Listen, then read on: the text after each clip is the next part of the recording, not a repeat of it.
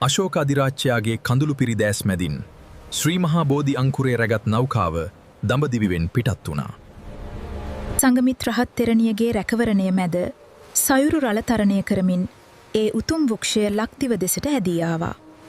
දඹකොළ පටුන වරායට ඒ අසිරිමත් නෞකාව ළඟාවෙත්ම ලක්වැසියන්ගේ හදවත් භක්තියෙන් පිරී ගියා. මහත් ශ්‍රද්ධාවෙන් යුතුව දේවානම් පියතිස්ස රජතුමා කරවටක් දියට බැස්සේ ඒ උතුම් දායාදය පිළිගන්නටයි. සංගමිත් තෙරණියගේ දෑතින් බුදුරදුන්ගේ පහසලද බෝධි අංකුරය රජුගේ දෝතට වැඩම කළා.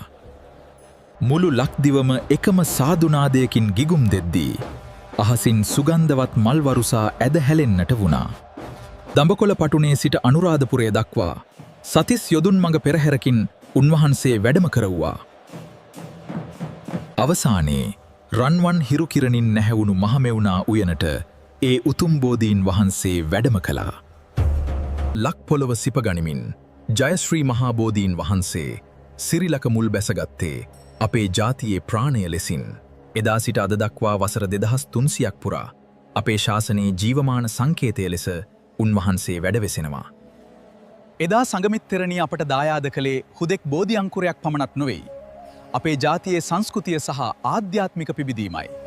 මේ උතුම් ඓතිහාසික උරුමය අනාගතයට රැක ගැනීම අප සැමගේම යුතුයකමක්. මේ ගැන ඔබේ අදහස කුමක්ද? පහලින් කමෙන්ට් කරන්න. සාදුනාදෙන් දියඹ පිරී රන් භාජ